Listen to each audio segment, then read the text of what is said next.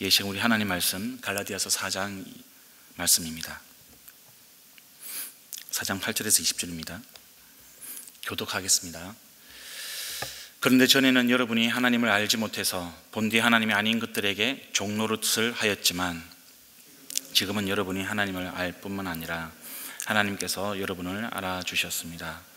그런데 어찌하여 그 무력하고 천하고 유치한 교훈으로 되돌아가서 또다시 그것들에게 종노릇하려고 합니까?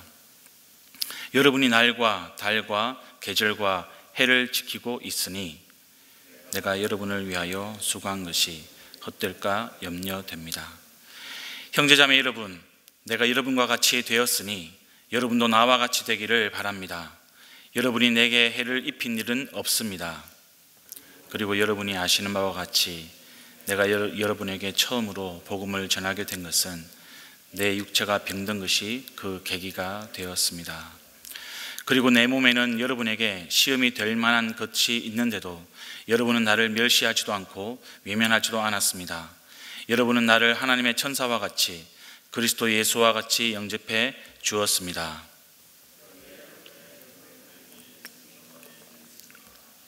나는 여러분에게 증언합니다. 여러분은 할 수만 있었다면 여러분의 눈이라도 빼어서 내게 주었을 것입니다. 그런데 내가 여러분에게 진실을 말하기 때문에 여러분의 원수가 되었습니까? 위에서 내가 말한 사람들이 여러분에게 열심을 내는 것은 좋은 뜻으로 하는 것이 아니라 여러분을 내게서 떼어놓아서 여러분으로 하여금 자기네들을 열심히 따르게 하려고 하는 것입니다. 그런데 그들이 좋은 뜻으로 여러분에게 열심을 낸다면 그것은 내가 여러분과 함께 있을 때뿐만 아니라 언제든지 좋은 일입니다. 나의 자녀 여러분, 나는 여러분에게 그리스도의 형상이 이루어지기까지 다시 해산의 고통을 겪습니다. 함께 읽습니다. 이제라도 내가 여러분을 만나 어조를 부드럽게 바꾸어서 말할 수 있으면 좋겠습니다. 나는 여러분의 일을 어떻게 하면 좋을지 당황하고 있습니다. 아멘. 여러분, 오늘 본문을 읽으면서 묵상하면서 저는 이 갈라디아가 제가 경험했던, 제가 선교했던 이 아프리카의 상황과 좀 많이 닮았다고 생각이 들었습니다. 이미 복음이 전해진 곳이었습니다. 스스로 그리스도인이라고 생각을 하죠. 그런데 그것이 다른 복음이었던 겁니다. 다른 복음으로 지금 오염되고 있는 상황을 우리가 보고 있습니다. 본문의 결과 다르지만 이 아프리카의 문제도 이 값싼 은혜, 또 잘못된 은혜, 또 토속신앙과 결합된 그런 부분들, 행함이 없어도 예수님의 존재만 믿으면 구원을 받는다는 생각, 이런 것들로 오염이 되어 있습니다. 오늘 본문은 율법주의를 경계를 하고 있습니다. 8절 보시면 이 하나님이 아닌 것들, 이렇게 표현이 나옵니다. 이 앞에 본문들과 연결해 보면 이 세상을 구성하고 있는 모든 질서, 거기에는 율법도 포함을 하고 있습니다. 종노릇한다고 이야기합니다. 이 종노릇한다는 게 어떤 의미입니까, 여러분? 바로 하나님이 아닌 것들, 세상을 구성하고 있는 그런 질서들, 그런 율법이 주인이 되는 것이죠. 주인. 그것에 따라 사는 것입니다. 이와 관련해서 9절에 우리가 안다라는 표현에 좀 주목을 해야 될 것입니다. 우리가 누군가를 안다라고 했을 때 이게 어떤 의미를 가지는가? 제가 주일 저녁에 어떤 선교사님 한 분을 만났습니다. 서로 이야기를 나누다가 다른 선교사님 이야기가 나왔어요. 그분은 저에게 이제 질문합니다. 목사님도 그분 아세요? 여러분, 이 질문의 뜻이 뭐죠? 그냥 그 선교사님이 집 주소가 어떤지, 이름이 어떤지 그걸 물어보는 게 아니지 않습니까? 그 선교사님과 제가 관계가 있냐는 겁니다. 친분이 있냐는 거죠. 마찬가지입니다, 여러분. 이 본문에서 안다라는 것, 이 지식적인 차원이 아니라 이 상호 관계를 형성하고 있느냐, 그걸 우리가 의미를 하고 있는 것입니다. 근데 율법주의는 그 관계가 아니라 행위를 강조하는 것이죠. 지식을 강조합니다. 조건적입니다. 율법을 지키면 구원을 얻고 율법을 지키지 못하면 벌을 받는 그런 도식으로 접근을 하는 것이죠. 그런데 핵심은, 지금 사도 바울이 강조한 핵심은 그것이 아니라 하나님께서 갈라디아 성도를 아신다는 겁니다. 하나님께서 저와 여러분을 아신다는 겁니다. 하나님께서 하나님의 자녀들을 아신다는 겁니다. 그것이 무엇이냐? 관계죠, 관계. 관계를 맺어가시고 시작하시고 그 관계를 더 깊게 만드시고 그 관계를 확립하시는 분, 우리를 자녀 삼으신 분, 우리의 아버지가 되시는 분, 바로 그분이 하나님이라는 겁니다. 근데 그것과 반대로 지금 하나님이 아닌 것들의 성격이 나오고 있죠. 바로 무력하고 천하고 유치한 교훈입니다. 왜 그렇습니까, 여러분? 그것은 지키면 구원을 받고 지키지 않으면 구원을 받지 못한다라는 그런 논리 때문에 그렇습니다. 그런데 이것이 지금 갈라디아 성도들의 주인이 되어오고 있다, 이렇게 이야기하고 있는 것이죠. 10절을 보면 좀 더 구체적으로 나옵니다. 날, 달, 계절, 해를 지킨다. 이 모든 것들이 하나님이 아닌 것들의 일부분인 겁니다. 오해가 없었으면 합니다. 여러분, 지키는 것 자체를 문제 삼는 게 아니죠. 왜냐하면 이 사도 바울도 안식일을 지켰습니다. 날을 지켰죠. 무교절, 오순절, 장막절, 이런 유대인의 절기들을 이 바울도 지켰을 겁니다. 근데 문제는 뭡니까, 여러분? 이 절기들을 지키는 것, 그것이 문제가 아니라 이 절기들을 반드시 지켜야만 구원을 받는다고 생각하는 것이죠. 절기를 지키는 것이 구원의 조건을 생각하고요, 그것에 매여 살아가는 겁니다. 그 절기들이 주는 목적, 하나님께서 그 절기들을 허락하신 목적은 구원의 조건이 아니라 그 절기를 통해서 하나님의 은혜를 기억하는 것인데, 마치 그것이 주객이 전도가 되어가지고 그 절기들을 지켜야만 내가 구원을 받는다라고 생각하는 그런 어리석음에 대해서 이야기를 하고 있는 겁니다. 11절을 보니까 내가 여러분을 위해서 수고한 것, 이렇게 나옵니다. 어떤 수고를 했습니까, 여러분?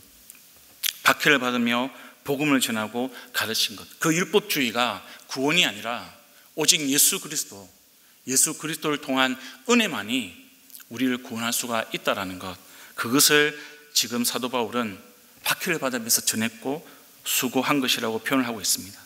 그런데 그런 수고와 다르게 지금 갈라디아 사람들은, 성도들은 하나님이 아닌 것들로 돌아가서 다시 종노릇 하고 있다는 겁니다.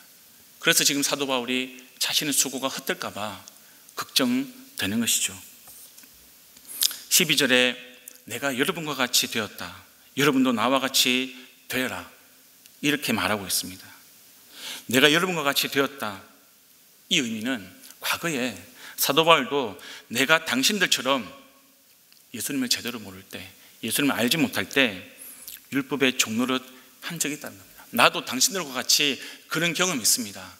그러나 이제는 그것에서 떠나서 나와 같이 되라고 말씀하고 있는 겁니다.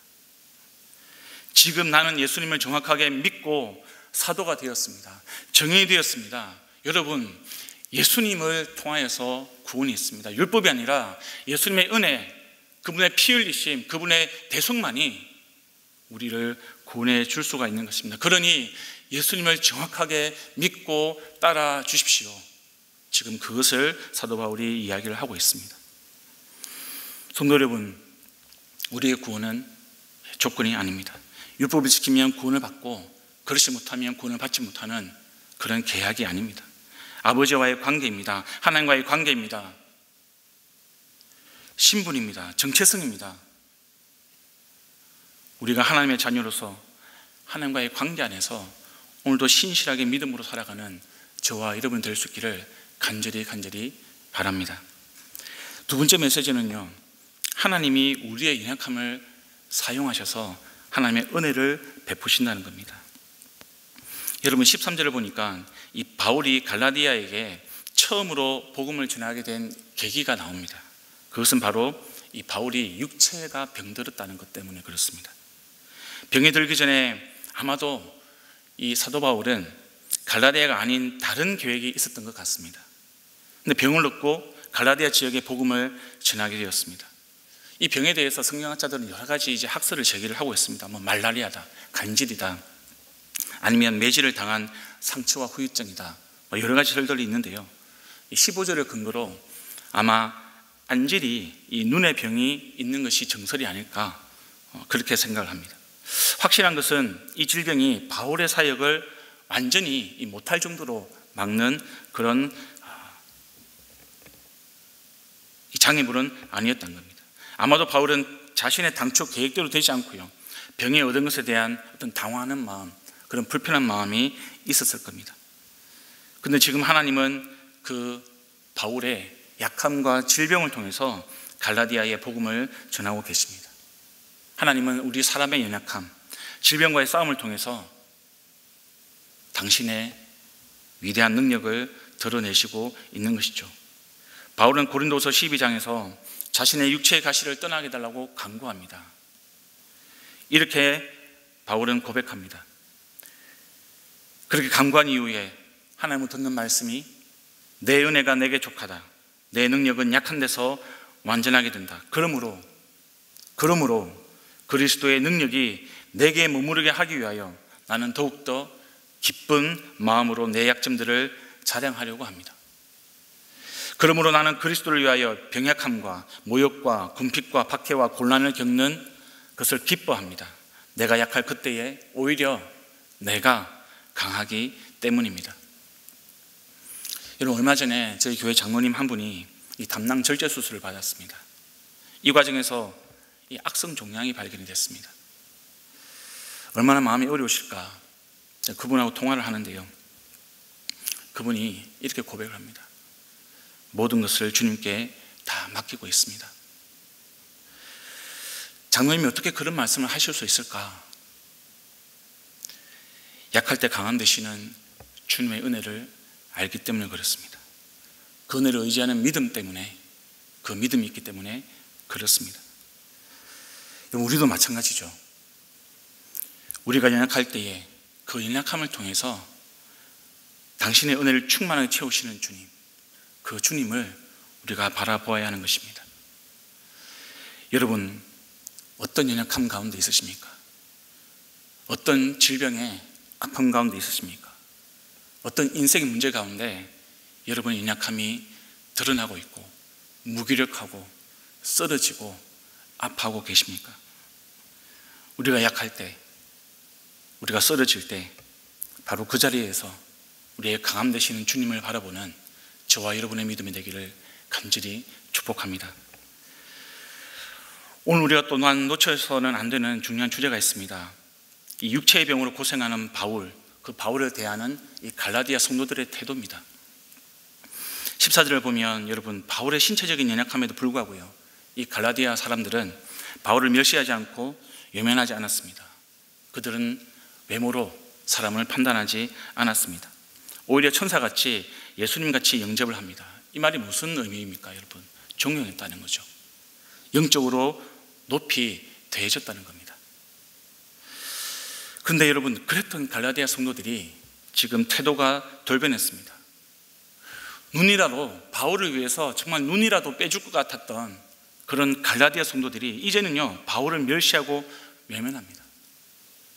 바울의 표현에 의하면 원수처럼 생각하는 그런 지경에 이르게 된 것이죠. 그 이유가 무엇입니까, 여러분? 17절입니다. 바울이 말한 사람들 때문에 그렇습니다. 내가 말한 사람들, 바로 거짓 교사들, 율법주의자들, 거짓 교사들은요, 이 바울이 없는 사이에 이 바울과 갈라디아 성도들 사이를 갈라놓았습니다. 그리고 자기들을 따르게 했습니다. 여러분, 우리는 복음을 믿되 사람들을 따르는 사람들이 아닙니다.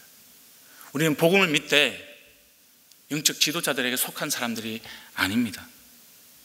우리는 오직 예수 그리스도, 그분들에게만 속해 있는, 그분에게만 속해 있는 주님의 백성들이죠. 18절을 보니까 이 거짓 교사들, 그를 따르는 사람들도 참 열심을 내는 사람들이었던 것 같습니다. 여러분, 어떤 일에 열심을 내는 것 중요하죠. 근데 열심을 낸다고 해서 다 잘하는 것은 아닙니다. 그 전제가 있는 것이죠. 바로 좋은 뜻, 바른 뜻, 올바른 방향이 핵심인 것입니다. 우리가 열심히 하기 이전에 그것보다 더 중요한 것은 무엇을 위해서 열심히 하냐는 겁니다. 우리가 열심을 내는 그 일이 올바른 방향으로 가고 있냐는 겁니다. 핵심은 하나님의 뜻입니다. 우리가 아무리 열심을 내어도 그 방향이 잘못된다면 결과는 허무한 것이죠. 지금 바울이 경계하고 있는 율법주의가 그렇습니다. 구원을 얻기 위해서 열심히 율법을 지켰는데 그것이 구원을 담보할 수 없는 것이죠. 그것은 구원으로 인도하는 문이 아니었다는 겁니다. 바울은 지금 거짓 교사들을 따르면서 잘못된 방향에 빠져 있는 그 갈라디아 사람들, 그 갈라디아 성도들을 다시 바로잡기를 원합니다. 다시 그들이 바른 방향으로 오기를 바랬습니다. 그래서 그는 결단합니다. 그리고 19절에 이렇게 고백을 하죠. 나의 자녀 여러분, 나는 여러분 속에 그리스도의 형상이 이루어지기까지 다시 해산의 고통을 겪습니다. 다시 해산의 고통을 겪습니다. 바울은 수많은 사회 경험을 통해 가지고 이 잘못된 교훈 그리고 교직 교사들을 따르는 사람들이요, 거기서 빠져나올 수 있도록 할 수 있는 유일한 방법은 아마도 내가 해산하는 고통밖에 없을 것이다, 그것을 잘 알고 있었던 것 같습니다. 거짓 가르침에 빠졌던 사람들, 그 사람들을 건져서 빼오는 것이, 다시 돌아오게 하는 것이 얼마나 힘든 과정인지 알고 있었다는 거죠. 그래서 여러분, 이 사도 바울이 내가 해산의 고통을 다시 겪겠다라고 결단하고 있는 겁니다. 그가 이렇게 결단하는 이유가 무엇일까요? 지금 바울은 이 갈라디아 사람들을 향해서 나의 자녀 여러분이라고 이야기합니다. 사랑하는 마음 때문에 그렇죠.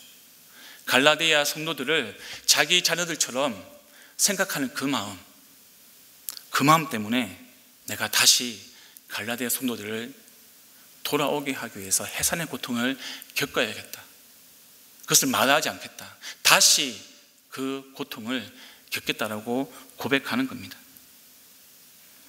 여러분, 그리스도의 형상은 단순하게 좋은 말이나 어떤 충고나 권면으로 이루어지는 것이 아닙니다. 영적인 지도자들, 영적인 부모들, 영적인 형제 자매들의 해산의 고통이 있어야만 가능한 것입니다. 왜냐하면 우리의 신앙은 관계이기 때문에 그렇습니다. 요즘 여러분, 우리 자녀의 신앙 때문에 고민하는 부모님들이 많습니다. 근데 여러분, 다른 답이 있습니까? 네, 없습니다. 어떤 분들은 답답하니까 언젠가 돌아오겠죠, 이렇게 말하는 분도 봤습니다. 근데 그렇지 않습니다. 여러분, 자녀가 돌아오도록 하는 것, 그 돌아오기까지 우리가 감당해야 될 영역이 있습니다. 바로 해산하는 고통을 우리도 다시 겪어야 되는 것이죠. 신앙 때문에 힘들어하는 자녀들, 그 자녀들을 위해서 우리가 감당해야 될 것은 다시 돌아오면 되겠지, 다시 돌아오겠지, 막연한 생각이 아니라 그 자녀들을 위해서 우리가 해산하는 고통을 감당하는 겁니다. 그 고통을 감당하는 자리가 어디입니까, 여러분? 바로 기도의 자리죠. 예수님께서 우리 때문에 찾아오셔서 대속하고 희생하신 자리가 아니겠습니까? 목자님들의 상황과 기도 제목들을 매주일 보게 됩니다. 목원들 때문에 아파하고 기도하는 목자님들을 보게 됩니다. 변하지 않는 목원들, 자라지 않는 목원들, 세상 교훈을 쫓아서 살아가는 그런 목원들의 모습들, 그런 목원들의 모습들을 보면서 씨름하는 우리 목자님들의 모습을 보게 됩니다. 그게 바로 해산하는 고통이죠. 기도밖에는 답이 없습니다. 목사님, 저도 두말하면 더할 나위가 없겠습니다. 더욱 그렇습니다. 우리는 충고가 목적이 아니라요, 하나님의 형상을 회복하는 것이 목적입니다. 그것을 언제까지 해야 됩니까?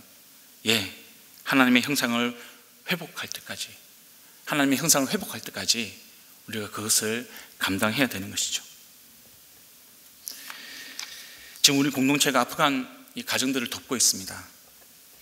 돕다 보면 이런 생각이 종종 들기도 합니다.